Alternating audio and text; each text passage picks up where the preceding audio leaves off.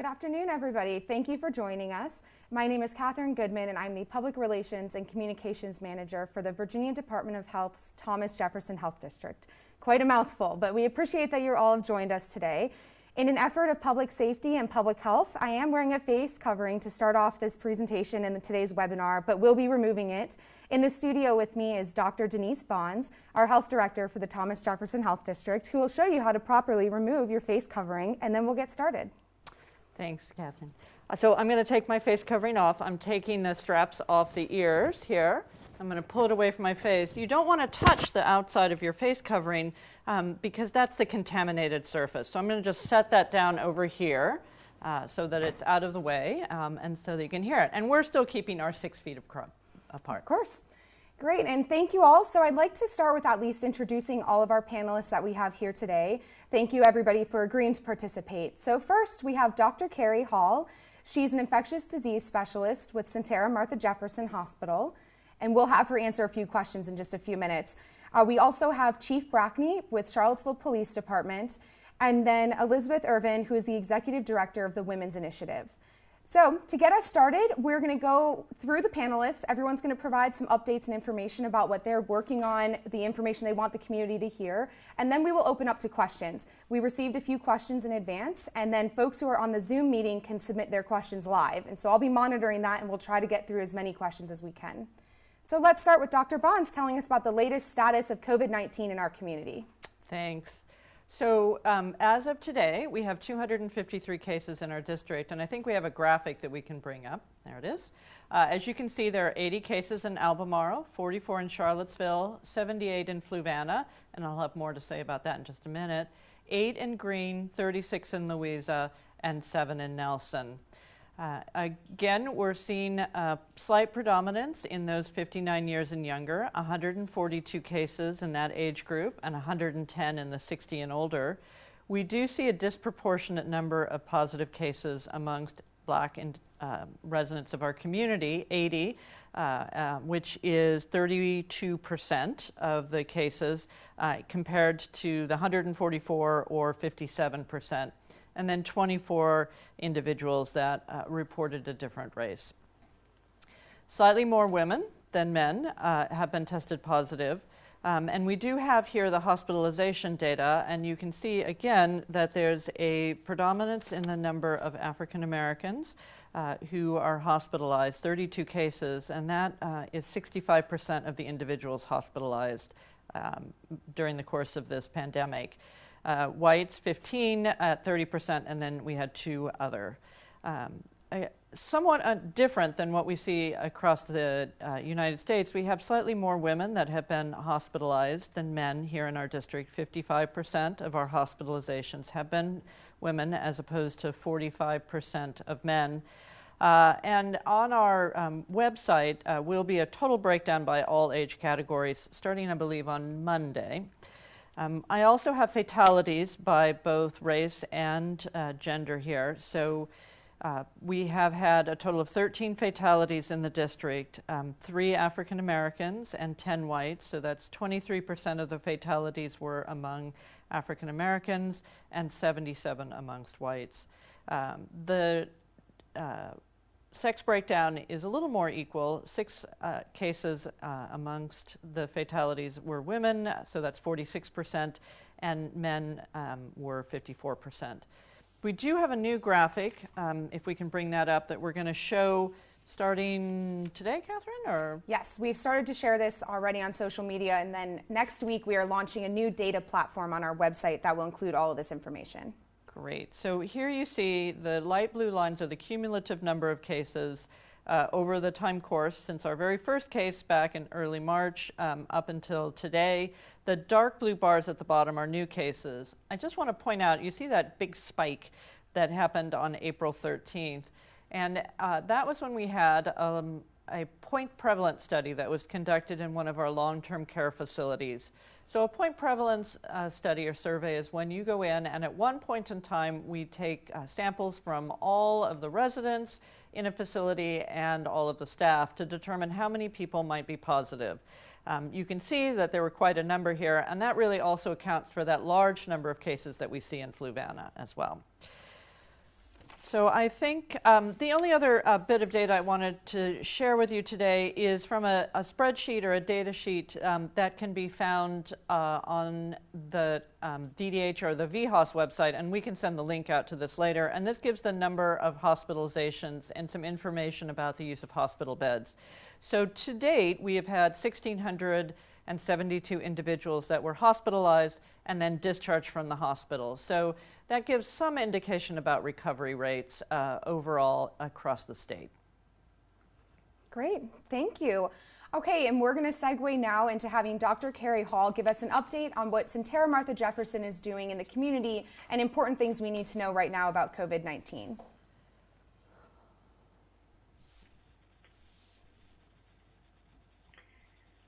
Okay, well, first I'd just like to start out by saying thank you so much for inviting me today. It's really an honor to speak on behalf of Sentara Martha Jefferson and all the wonderful providers and staff that we have here, and to speak to the Charlottesville and surrounding community as well. I think everyone can guess that this has been a very busy time for all the hospitals around the country, and certainly that applies to us here at Martha Jefferson. This has been an extraordinary time, and I just want to start out by saying that I've been so amazed with the commitment and kindness, dedication that we're seeing from all the healthcare providers, as well as really from everyone in the community. I wanted to kind of just highlight a few of the things that we've been working on here at Sentara Martha Jefferson. I think one of the things that really has been a challenge, especially in the beginning of the outbreak, was getting access to testing. And I think that everyone is aware of that, and that has certainly improved a lot over the weeks. We've been very blessed here at Martha Jefferson to be part of a high-quality system, Sentara, which is a statewide system here in the state, and they worked around the clock from very early on, even before cases were anywhere near us, to get us access to testing. We eventually had access to testing from multiple different sites, and then here recently we now have high-quality in-house testing, so we're able to test many of our patients. So that's an update that I just wanted to provide to everyone. The next thing that I wanted to specifically address was the fact that Sentara as a whole, and here in Charlottesville and our area, we've had a long-standing concern and commitment to addressing the health disparities that exist in our region. We're very aware that there are groups of underserved people who are at risk in general from adverse health outcomes, and the COVID outbreak only seems to have magnified those disparities. So we've been working with the health department, the City of Charlottesville, and many others in the community to start to try to provide some testing and screening to those populations. While we can't test everyone, we are certainly involved and working hard to coordinate efforts with regard to addressing some of those concerning disparities and issues. The other thing I wanted to say was really that I've gotten a lot of questions over the weeks from concerned citizens and well-wishers about our PPE supplies, and so I wanted to specifically address that. PPE, of course, is personal protective equipment, things like masks and gowns, gloves, goggles, things that our healthcare providers and all of our staff need to keep us safe. And I just want to say thank you for all of the well wishes and all of the donations of various types of PPE that we've gotten. At this point, we're confident that we're in a good place with our PPE. And again, I just can't tell you how grateful we are for all the donations that have come our way. And then finally, I wanted to highlight that we've put a lot of effort into, in some ways, sort of reorganizing our hospital. And we've worked very, very closely with UVA and the other hospitals in the region. We have now, and have had for quite a while, a dedicated unit or space in the hospital where we are housing our COVID patients. They have dedicated high-quality staff. This provides the top level of care to anyone that either has COVID or we think they may have COVID, but at the same time, it allows for the rest of the hospital to really operate as normal and to ensure the safety of everyone coming into the hospital, whatever the reason may be.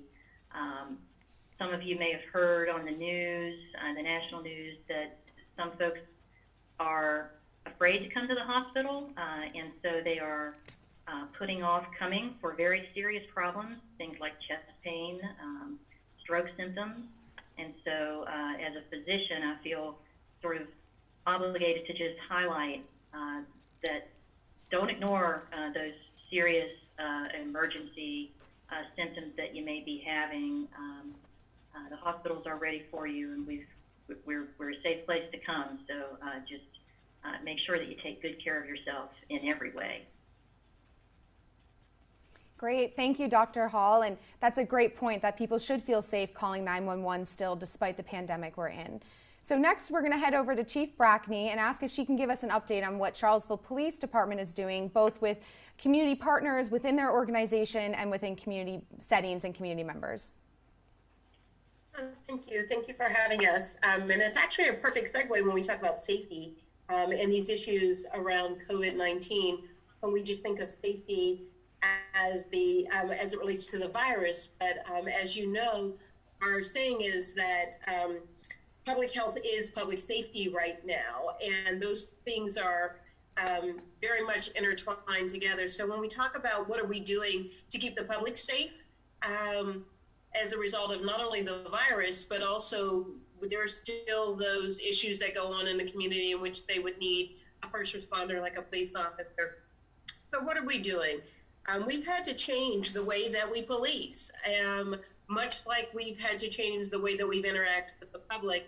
I know there was a comment previously by Chief Longo that says, that we're now criminalizing behavior that is normal.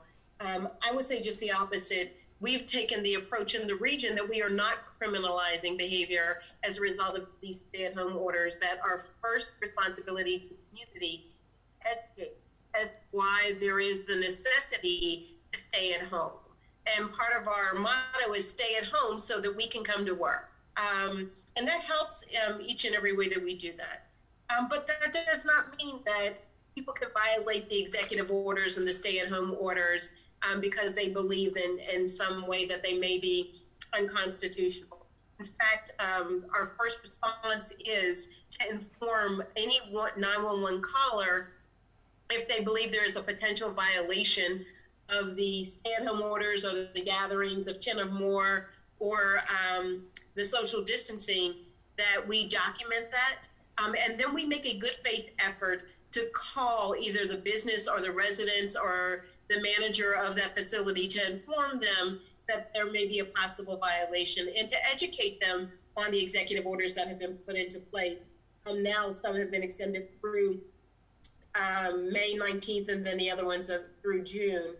And part of that educational process is informing them of the exact executive order, the exact violation, and that we are also informing the health department if we understand there is a stay-at-home, or if there's a violation of any of the executive orders, either the 55 or the 53 that was put out by Governor Northam.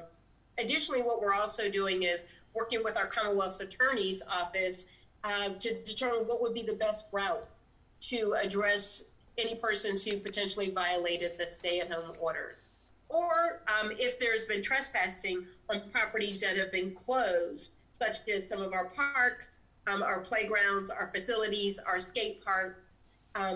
Again, when people want to get out and to be out in the communities. We've opened online reporting, and we have a very now robust on the line telephone reporting, where you can now report individual crimes versus interacting with the police officer. Unfortunately, our officers do not get to socially distance and don't always have the opportunity to put on their personal protective equipment when they're responding to calls in the community. So we are doing as much as possible to make sure that if we have any exposures from previous calls or possibilities of exposures from previous calls, you will now see our officers wearing their face coverings or their surgical masks as a combination of trying to keep the community safe. You'll see them in their gloves. You will often see them now keeping their distance and not coming close to an individual. But that can be very unsettling when you're needing support and you're needing police assistance, that there may be some distancing that we still keep into place. We're now often asking individuals to step outside of their homes so that they can have contact with us, but also keeping us, the officers, our first responders, safe, as well as community members who need our assistance. We've had to definitely balance now our public safety and our community safety with public safety, our public health issues and concerns, which leads us to a question that has been floating around about masking and putting masks on individuals, and how are we working with the community around these issues. So when the governor put out the stay-at-home orders, and now we're talking about masking, there's always been a provision within the state statutes about wearing of individual masks. But the masks are not the type that you would have in surgical masks. It's always been masks to conceal your identity. And that's been prohibited long before the executive order. But they're also not for persons 16 or under. They're also not for when there is an emergency order or when there's a public health crisis. So we are encouraging people to mask up. And in fact, we have partnered with the Coalition of 100 Black Women, as well as Brave Souls on Fire, to make sure that we are getting masks out into communities when we go on to calls. So that is part of our public service efforts to make sure that we're doing the right thing, and that that we're encouraging mask use, just not for the purposes of concealing your identity. It's also disheartening that it's at this time that there are some individuals who would use the mask covering as a political platform to talk about disproportionate minority contacts when we're in a crisis, to try and keep people alive, knowing our African-American and Black communities are most vulnerable. We're absolutely in support of all of the efforts through our health systems, as well as the Thomas Jefferson Health District, to make sure that people are properly masked and that they're not being stopped because they're wearing masks. We are definitely trying to make sure people stay safe and participate in those initiatives. Thanks, Chief Brackney. That was great. And I will say, from the very beginning of what you shared about how public safety is public health, I love that. And I think that's a really great way for us to segue into our next panelist, because mental health is also a huge part of public health. So today we have Elizabeth Irvin, who is the Executive Director for the Women's Initiative. And Elizabeth, can you share with us important information about mental health and how we can cope during this crisis? Yes, thank you so much, Kathryn. I'm so glad to be here talking with the community today about the coronavirus's impact on our mental health and ways to support our well-being during this time. As we all know, this virus is triggering fear and uncertainty in many ways for us, including related to physical health, job security, and the needs of our children. Yet, and as was stated earlier, our community is not experiencing this virus equally. I want to really mention and highlight historical and ongoing institutional and structural racism, which have led the virus to have a higher and disproportionate impact in the Black community and other communities of color, and something that I'm really glad that this town hall is addressing so specifically from each of us. So thank you. Another factor for the pandemic that we need to be considering for mental health is the physical distancing requirement and how that can lead to increased isolation, which can be a factor for depression. And finally, another factor I want to put in there is around potential increase in intimate partner violence as more people are staying in close quarters and at home, and how important it is to know about resources and safety, ways that people can still reach out for help during times when there is issues of violence in the home. So this is such a difficult time for all of us. But what I really want everyone to hear from this message today is that there are simple daily things that we can each do to support ourselves and our families during this time. And I'm going to highlight 5 of those right now. And they're really around the 5 core needs that we all have as human beings during difficult times. And the first one is one that's been reiterated through this talk today around safety and things that we can do to promote our own sense of safety. That can be as simple as hand washing and following the orders to social distance, which I like to call physical distance, and stay at home, preparing for what to do if and when a family member gets sick. A second thing that people can all do every day is thinking about ways to bring in calm into your time. And that can mean taking a break from social media and all the worry and thinking about the virus to do things that work for you. And I just want to reiterate that's different for each person. And you said you need to find what works for you. For some people, it's stretching. For other people, it can be prayer or reading a book. But just finding a way to bring that sense of calm through your day and take a break from too much of the reading and worrying that so many people are doing. Another thing that you'll hear in terms of calm is also about your physical well-being and exercise. There's some great studies that show that even just basic exercise, which you can do in your own room, and jumping jacks or something like that, changing your heart rate can really help with stress reduction, which then helps with anxiety, depression. It can improve your sleep, all good things for your mental health. And then one of the most important things is staying connected in a time of social distancing. And again, I want to say it is so important to stay physically distant from each other, but please stop saying social distancing, because that's not true. We should be emotionally as connected as possible, even while we're physically distancing from each other. So I hope you're texting friends more often than you used to. I hope you're not just flicking through your Facebook, but commenting on somebody and making sure you say happy birthday to them. I hope that you're reaching out and calling friends and family more often than you were before.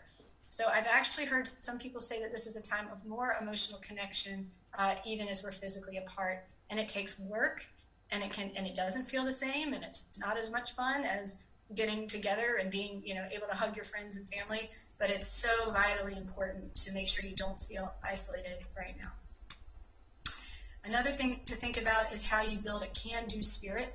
You just saw the graphic come up and go back down. And what does that really mean? It means that these are days that start to feel monotonous.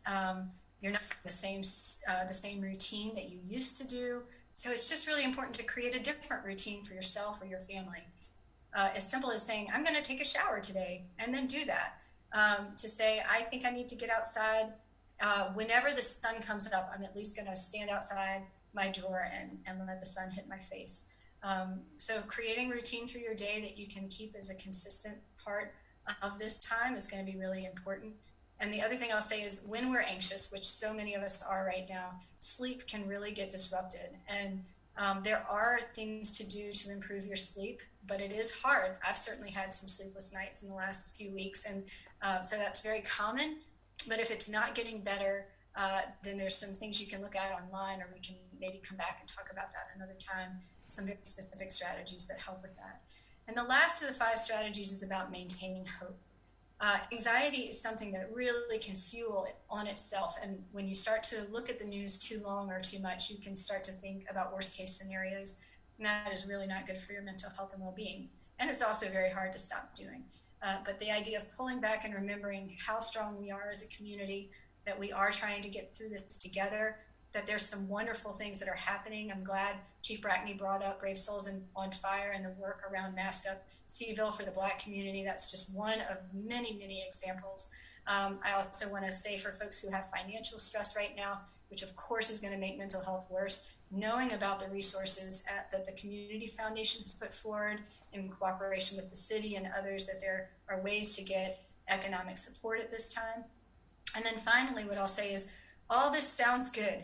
And I'll say personally for me, I have days that are okay. I have days that are really, really hard, ups and downs even through the day. That is really normal right now. But if you're noticing that it's getting worse and you don't know who to talk to or what to do next, please don't hesitate to reach out for care. There is lots of free mental health care right now in our community. Specifically here at the Women's Initiative, we have call-in clinics every day of the week where you can speak to a therapist. Region 10 Emergency Services is fully functional, as well as their adult and child outpatient doing telehealth, which can be by phone or video conferencing. On Our Own is a wonderful resource in town that does virtual groups and is open every day of the week doing wonderful things. And specifically thinking about the Black community and other communities of color, Sister Circle is a program at the Women's Initiative for Black women and has online resources as well as telehealth. Central Virginia Clinicians of Color Network offers some phone consultation at this time too. And then the Bienestar program through the Women's Initiative is for the Latino community. So I just want to mainly say there are things that you can do for your own mental health and well-being. You're not alone to feel overwhelmed and have difficult days right now, but there are things that you can do to help feel better. But there's also resources available for free and throughout our community during this time of need. Thank you, Elizabeth. That was great. And I love the emphasis on, and Dr. Bonds also talks about this too, in that it's not just social distancing, it's physical distancing maybe, but we still need to stay socially connected. So let's head back to Dr. Bonds and talk for a minute and go over a little bit more of the data. We've received some questions about long-term care facilities and some of our regional jails. And so Dr. Bonds, if you can talk about the current long-term care facility outbreaks in our health district, what that means, what the health district is doing to respond to these outbreaks, and also the jails on how we're supporting jails and testing and looking at what the status is there. Sure. So if you go on the VDH webpage that has the data portal, you'll see that you can drill down by health district to see how many outbreaks are in long-term care facilities and other congregate groups, including jails.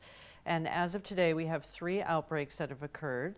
I think that these have all been made public, right? Mm-hmm. Yeah, okay. So we can share them.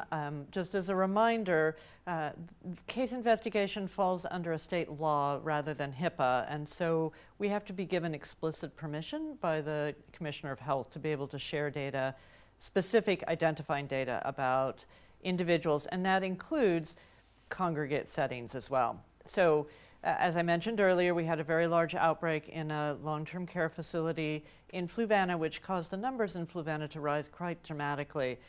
Some of the things that we did to help that facility was to work with the nursing staff there and their corporate offices to get all of the staff what we call fit tested. So the N95 masks that we've all heard about that really provide the best protection for individuals when they're caring for someone who has COVID virus require a specific fit testing because they come in lots of different sizes and not all sizes will create an adequate seal to keep the coronavirus out.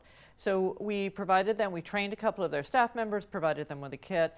We've provided lots of personal protective equipment to them, and then we've coordinated care with the emergency coordinator for the Fluvanna region, with both of our healthcare systems here to make sure that we had a plan in place if we had to transport a large number of the residents of that facility.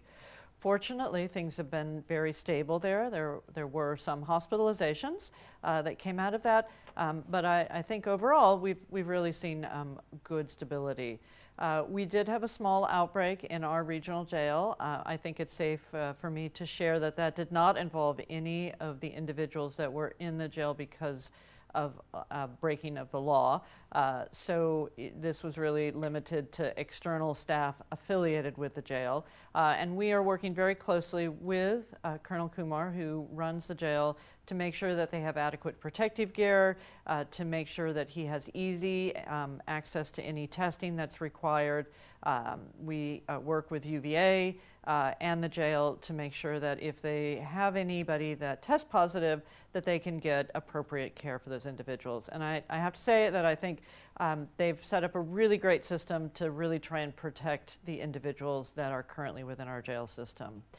So one of the options for a long-term care facility is this point prevalence study, and I think that we will see more of these being done in long-term care what we're finding with this virus is that many people will test positive and they will either be pre-symptomatic, that is, they are in that 48-hour period before they're really beginning to show the classic symptoms of a COVID-19 infection, or they test positive and they really never develop any symptoms at all. And by doing what we call a point prevalence study, that is testing all of the individuals within a facility, that allows the facility to cohort positive residents within the facility together to lower the risk that those individuals who are negative can then develop the disease. And by testing the staff, we can exclude staff, have them go home and take care of themselves while they're ill quickly, hopefully before they show any symptoms, and then have appropriate staff work with those residents that are positive. So it's a really innovative way to think about providing care. I know that UVA and telemedicine has been working with long-term care facilities. And then today we announced that the National Guard will be available and is coming in next week to do that fit testing to make sure our long-term care facility staff have the appropriate fit and access to the best protective gear, those N95s. So, Kathryn, really a lot of work going on in the long-term care facilities. Absolutely, great. And can you talk to us a little bit more with the long-term care facilities about what data we are allowed to share? Are we allowed to share the numbers? How about in the community where it's spreading in the community? What can we share and what should the public know? Right. We've often been asked for numbers that say how many people on any one day have, or any one test day, are testing positive in a long-term care versus out living in the community. And we're going to explore this a little more about what we can share. I think at this point it's safe to say that on any particular day we probably could not say how many positives there were in a long-term care facility versus living in the community, again, because of that state law and because protecting privacy still holds true even during a pandemic. We can begin to share with other long-term care facilities when there has been an outbreak in another long-term care facility in the community. And we've been given that permission to share that information because we find that many staff work at multiple long-term care facilities. So, Kathryn, we're working to provide as much data as we can out in the community, but we still have to respect individuals' privacy. Absolutely. Great. Okay, and now I have a few questions for Dr. Hall, speaking about the spread of the virus itself. So technically, with the virus, how long can those particles spread in the air? And how can people catch this virus, and what should they do to protect themselves from this? Well, in terms of how long the virus can last in the air, there are a lot of studies going on around that. I would say that it's not completely known, but in certain situations, for instance, when a patient who's known to have COVID has a procedure that aerosolizes, that sort of purposefully aerosolizes, the virus can stay in the air up to 3 hours. But in most real-world situations, it would be significantly less than that. In terms of how you catch the virus, typically it's going to be either from inhaling viral particles in the air, or having someone sneeze or cough and having their actual particles that they're sneezing out land in your mouth, or potentially if you pick up the virus on your hands, then touch your mouth or your nose or maybe your eyes, then that's one of the other ways that you can catch it. So wearing the masks helps prevent, either if you happen to be infected, it helps prevent you from spreading it to others if you cough or sneeze. Wearing the masks also may help prevent you from inhaling. Wearing the mask definitely prevents you from touching your mouth or your nose. And that's actually a big deal. I think people don't really realize how often they touch their face. But studies show that people touch their face a remarkable number of times every hour. So that's one way. The other thing is washing your hands, hand hygiene. That is extraordinarily important. So those would be two of the main ways you can protect yourself. Great, thank you. And I'm looking at some of the questions that have come in through our Zoom questionnaire here. And I want to flip over. I know we've talked a little bit about race and how there are disparities in COVID care and in general health outcomes. So Dr. Bonds and maybe a few others might be able to chime in on this as well. And can you tell us what TJHD is doing specifically to address health disparities in COVID-19 in African American communities? And are there any specific initiatives we're working on to address this? Well, one of the things that we're working on and that the state is working on is to increase access to testing in disproportionate minority communities, or in areas where there's lack of access, I should say. So the state has now approved us to use state testing facilities for individuals who are uninsured or underinsured. And we're actually standing up a drive-through clinic tomorrow in the Fluvanna area centered around the long-term care facility that was so significantly impacted a week ago, to provide testing for that community and any individuals who might be symptomatic and having difficulty reaching testing otherwise. So we're going to be taking advantage of that, Kathryn, and really trying to roll out other testing clinics in the area.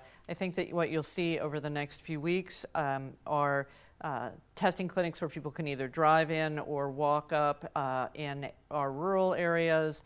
I think both of the hospitals are really eager to make sure testing is available in some of our communities here in the Charlottesville area.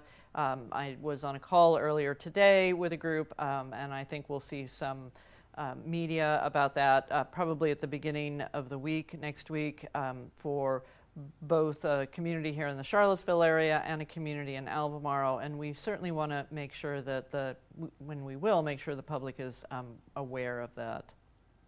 Great, thank you.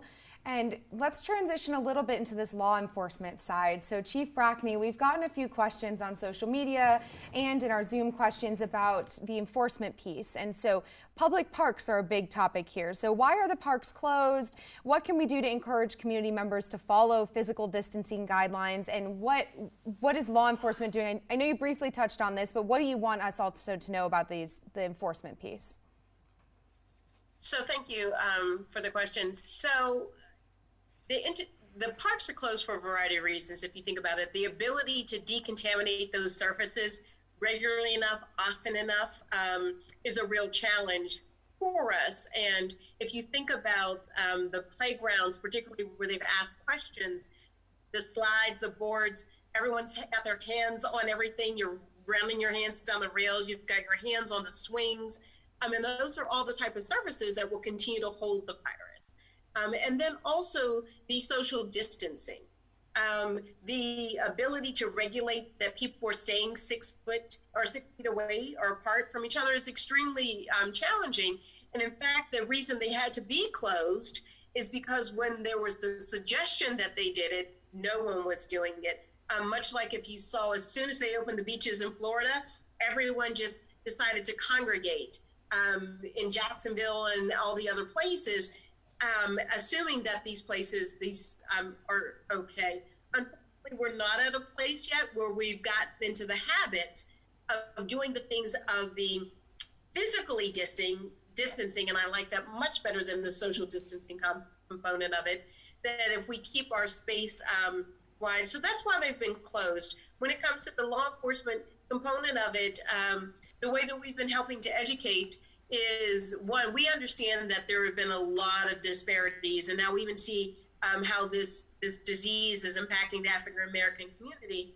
We're doing things to try and make people feel a bit more comfortable about the fact that they don't have access. We are encouraging you to get out to exercise. We're encouraging you to go out and hit the trails, to bike, but we are encouraging you to stay in for those non-essentials. Stay in for not getting, when you can't get exercise. When you can, order takeout. That's the whole thing. Stay at home for these things, go out for these things. But the law component of it, we're having to use things like our PA systems now to engage with individuals so that we can have those conversations around our social distancing, in terms of physical distancing. The thing is that we're all in this together. Freedom comes with responsibility to each other to make sure that we all have the opportunities to get back out into the economies, to get back out into the schools. And the executive orders are in place, and we have to continue to enforce those. And we're going to do education first, but that does not mean that noncompliance does not result in an outcome. It may just be the outcome you get is a citation in the mail, or the outcome that you'll get is notice of a warrant for your arrest. Thank goodness in this region, our communities are complying.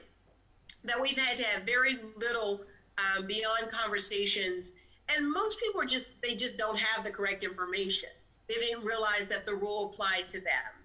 And once you talk about that with them, talk about really what the social responsibility that we have for each other, we have been extremely successful. And unfortunately, until we have the ability to continually decon these playground spaces, these park spaces, we're going to have to keep certain aspects of the parks closed. That's great and very informative. Thank you.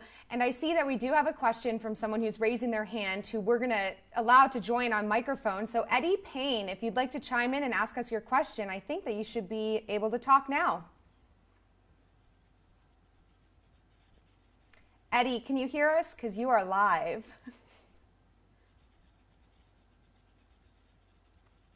Oh, let's see. Oh, start over. Let's hear you. We can hear you now. Okay, good. I was recently scheduled for 2 appointments with my regular doctors at the UVA Health Center, and they both offices called and canceled. And then I read a news release that Martha Jefferson is encouraging their patients to come in for regular scheduled appointments. So I'm wondering, why is there a difference in the policy between 2 hospitals in the same community? That's a really great question. So I will say, unfortunately, we don't have anyone from the University of Virginia on here, but I think we should ask Dr. Hall what the hospital's policies are at Sentara Martha Jefferson, and if she can chime in on that. Sure. Yeah. So I can't speak for what's going on over across the way at UVA, but we have a lot of different ways that our patients here at Sentara Martha Jefferson can be seen.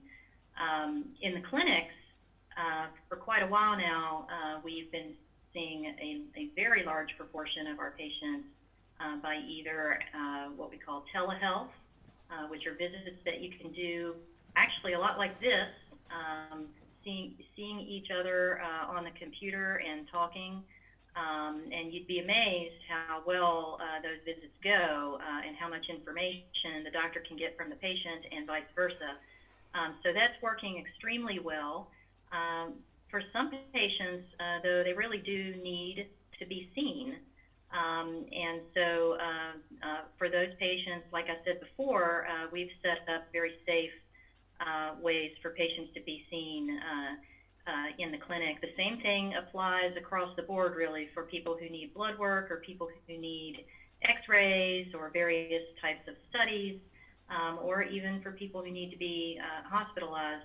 Essentially what happens is the doctor and the patient together make a decision about the best way, the safest way for the patient to be seen, and then we move forward and make that happen. So that's kind of a high-level overview of how we're handling things here. Thank you. And I see we have another person who's raised their hand that we're going to let their audio on. So John Sherman, if you'd like to jump on and ask us your question. You should be able to talk now. John? Oh, we can hear you. John, what's your question? Okay. All right, so we will move on. And John, if you want to type your question in, we'll answer that for you there. I do have a couple more questions about the enforcement piece, and maybe this is between Chief Brackney and Dr. Bonds. So one of the questions is if we can enforce social distancing on CAT buses. And so if Chief Brackney, if you want to answer that, and then we'll follow up with one more enforcement question for Dr. Bonds. So thank you. Yes, I saw the question about can we enforce the social distancing. So CAT has put in a lot of strategies already in place to ensure that. So for instance, now passengers are only loading on the back of the bus so that we maintain distance with the driver. There is caution tape between the driver and the bus, and they're not allowing any more than 10 individuals on the entire bus, so that they stay in compliance with those. So they are putting those in place. So far, we have not received any complaints from CAT that people were violating that.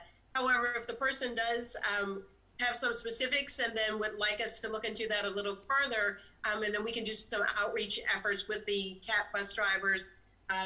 If they need that, they can always reach me at chief@charlottesville.org, and we can answer the questions more specifically to address their experience. Thank you. And for Dr. Bonds, our question here is, how can the public take precautions if they don't have all the information about where outbreaks are, where cases are? What should we know for that? So that's a great question, and I know that we get asked all the time why we can't publicize where specific outbreaks are or the addresses of individuals who are positive.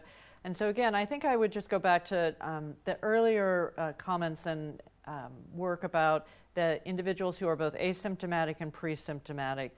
So really, the most important thing is to assume that there is coronavirus, COVID-19, in our community, and that you have the potential to be infected in any of your interactions that are outside of your own home.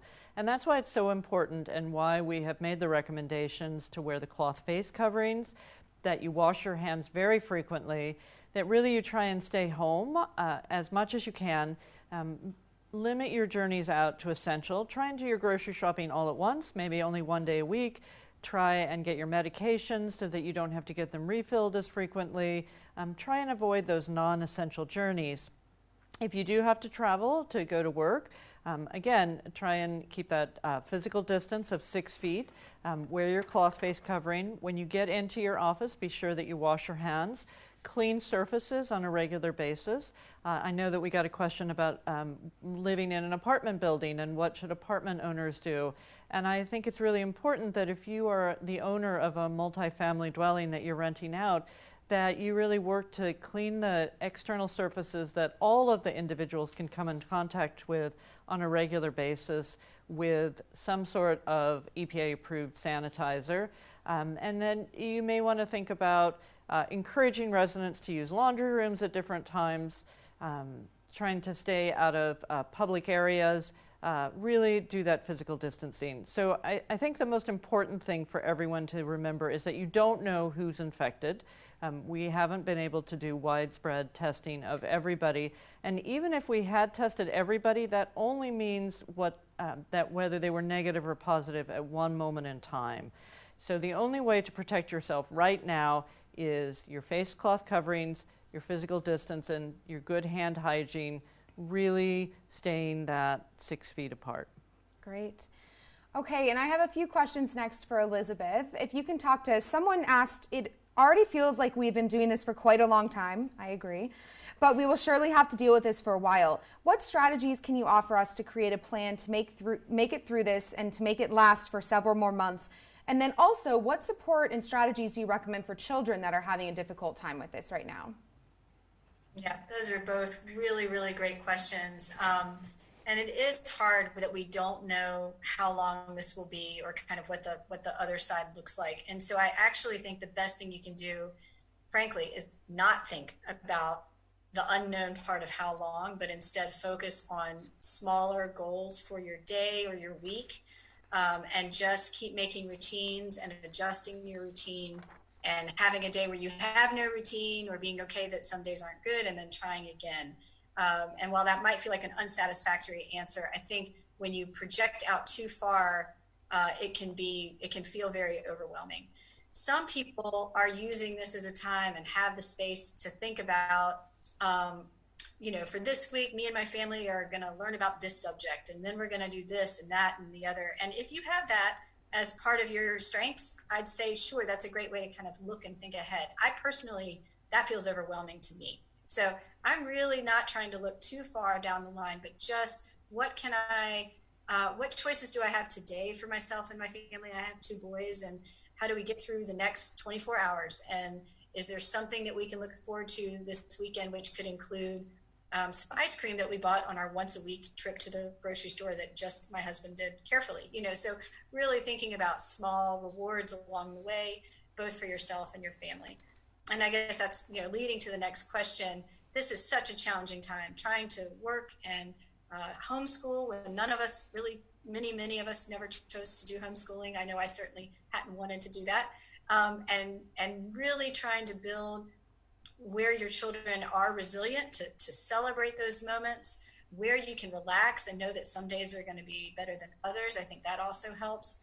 And not going too hard on yourself if it's not a great day, and picking up and trying again, or even sort of picking up and trying again at 3 p.m, and saying, okay, well, that was tough, wasn't it? Don't hide your feelings from your children. It's okay to talk about the fact that this is an uncertain and scary time, but try not to flood them with those feelings. And that message over and over again of, it's okay to be scared. It's okay that this is hard, and we're going to get through this together. And let's call your grandmom, and let's take a walk outside together. And let's do 20 jumping jacks just to get some of our wiggles out, instead of me really being stressed out to try and finish this math problem, which frankly, I don't even understand how to help you with, because I didn't have the core common math, whatever it's called, right? So again, if we can be gentle with ourselves as parents, we can also, then it helps us be gentle with our kids. And I would just add again that if, as you're doing this, it's hard and you want resources, Ready Kids is one of the places to get support. And Region 10 would be another. HelpHappensHere.org would be another place to go for your own support and well-being. Thank you very much. And I want to be cognizant of the time that we have left. So we have about 10 minutes. And what we'll do now is kind of run through the panelists, have you guys share any last comments, thoughts, important information that we need to hear. And for those folks who haven't had their questions answered, we will try to reply to you, but you can also send us an email at tjhealthdistrict@gmail.com. And we'll also push the information out on social media. So why don't we start with Dr. Hall, if you want to share any last information that you want folks to know. I'd just like to say, sort of to piggyback on what everyone is saying, which is continue to stay safe as a community. I think we're doing an amazing job. I think that I've learned a new term, physical distancing instead of social distancing. I think that's perfect. And it's really important that everyone focus on your health and on the health of everyone around you by doing the things that Dr. Bonds and all of us are recommending. Hang in there, stay safe, and take it easy on yourself. Thank you. And how about you, Chief Brackney? So thank you for this. The one thing that I want to remind everybody that this is the perfect time. This is the perfect time for us really to re-examine what does public safety look like and the opportunities for how we take care of each other. This is the perfect time for a co-production of public safety and a co-production of public health, in which we rely on each other. We understand that now people are going to be more anxious and stressed than they may before. So we're doing everything on our part not to criminalize behaviors that may be an outgrowth of anxiety and stress. Not that we will condone, but we understand that these may be factors that will increase, just as I said before, violence in the community, stress in the community, and that we are here to help support the community through all of this, and that we're all here to support each other. And although this may feel like a time where our freedoms are being restricted, I really do think this is a time when our freedoms are actually being expanded so that we take care of each other in different ways than we've ever had before. We now have the freedom to take care of each other, to be good neighbors, to be good partners, and to be co-producers of public health and public safety. That's great. Thank you. And Elizabeth. I just want to thank you all for taking the time to remember mental health as a part of this pandemic and the importance of self-care through your days and weeks ahead, both for yourself and your children and your extended family. A reminder, thanks for picking that up, that it's not about social distancing. Be physically safe and distant if you need to and as we have to, but please maintain emotional connection with friends, family members, church goers by virtual means. And please don't hesitate to reach out for additional help through helphappenshere.org, the Women's Initiative, Region 10, whichever way feels the easiest for you. There's lots of places that we'd like to help you, and much of our services are free right now. Thanks. I love that. Mental health is very important right now. And Dr. Bonds, will you help wrap things up and tell us a little bit more about testing availability, the contact tracing, and what we should all know on where we stand right now with the status? Sure. So we get lots of questions about when the peak is going to be. We rely on a lot of models, and in fact, one of the models predicted that yesterday was our peak. Now, of course, we won't know that until another week when if we do see cases go down. So we just have to continue to watch the data on a daily or probably weekly basis is a little more reliable. We will continue to do all of the contact tracing that we always do. We are right at this moment trying to think about how we can ramp up our contact tracing facilities, our staff, and I think that you'll see that we expand the investigative team at the health district so that we can maintain this really important activity of contact tracing over the summer and really into the fall and winter next year. I did mention a couple of testing events that are going to be happening for the community. We will get more information out on social media as soon as we have the final details, but I would expect that to be out and available at the beginning of next week. If you are symptomatic, there are a number of private physicians in the area that are testing right now. Several urgent care places, and both UVA and Sentara Martha Jefferson have stood up clinics to get testing. So if you're symptomatic, by all means, call your doctor, call your favorite hospital. Testing is available out there. It's not nearly as restricted as it used to be. And then finally, I would just like to say that I have really been overwhelmed by the kindness that I have seen amongst people. Every day at the health department is really a stressful one. We're trying to institute new programs. We're talking to people who are sick, who have family members that are in the hospital, and it really takes a toll. And every week we get a really kind gesture from someone in the community that really lifts our spirits and allows us to come back and do it all again the next day. So thank you to everyone in the community. Thank you for all of the community members that are really helping us to keep the community safe, either by the services that you provide or by the very fact that you wear your cloth face covering, that you stay 6 feet from your neighbor, and that you follow all of the recommended practices. Great, thank you. And again, we appreciate everybody tuning in today for this webinar and to hear from great experts in our community. Your questions that we weren't able to answer will be saved. So when we do another town hall in 2 weeks, so we will be doing one on May 8th. It's a Friday at the same time, 3 o'clock. We will provide answers to some of those questions and then talk about how we're going to move on into what is the new norm in our culture and our society here, and how are we going to move forward with this. But again, if you have more questions, please email us at tjhealthdistrict@gmail.com, or you can call our hotline, which is in the bottom right corner of your screen. That's 972-6261, and we're available to help you in the community. And we appreciate you tuning in and hope that you can stay home and stay healthy. Thanks.